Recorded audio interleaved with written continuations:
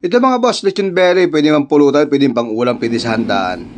Ito na ilalagay natin, celery, garlic, onions, and carrots. Pwede tayo maglagay ng hipon kung gusto nyo. Wala lang tayo panlagay ng hipon eh. Ito gaganap lang natin ng salt, rock salt, mas maganda, and black pepper. Yung hulang ginagamit ko para hindi masyadong makalat, para ma-observe lang niya yung lasa. Then, lalagyan natin yung giniling nating garlic or bawang.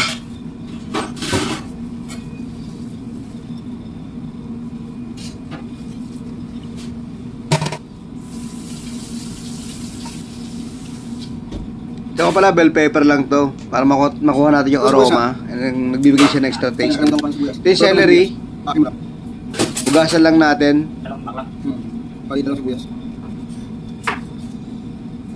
Carrots, kahit din na natin baltan yan, hugasan lang natin, okay na yan.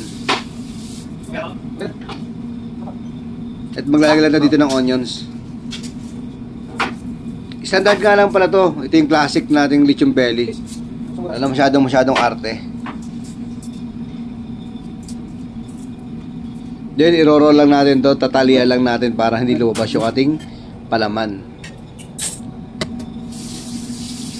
Yan. Basic lang to.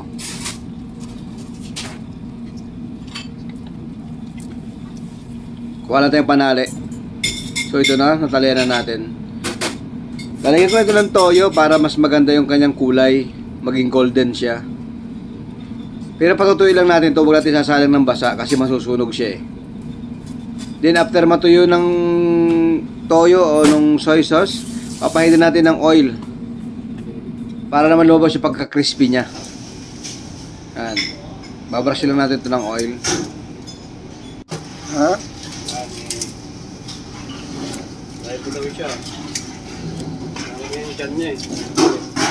Tuloy-tuloy natin, basta makot lang natin yung buong balat ng belly. Then i-oven lang natin to. I-oven ko nga lang pala siya sa pinakamahina. Minimum heat lang natin to ng 2 hours. Then after 2 hours, i-maximum ko siya ng 30 minutes sa 180 to 200. So ito na yung result ng ating lechon belly. Hiwain natin para makita natin yung laman, para makita natin kung gaano siya ka-juicy. Dapat medyo wag siyang dry. Kasi pag dry, pangit kainin. Slice natin. Kaya kung napapansin nyo, yan, nagmo-moist-moist yung laman niya.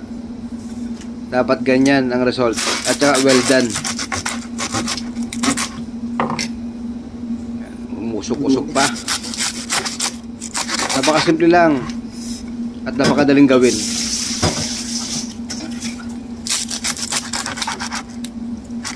Napakalutong ng balat niyan.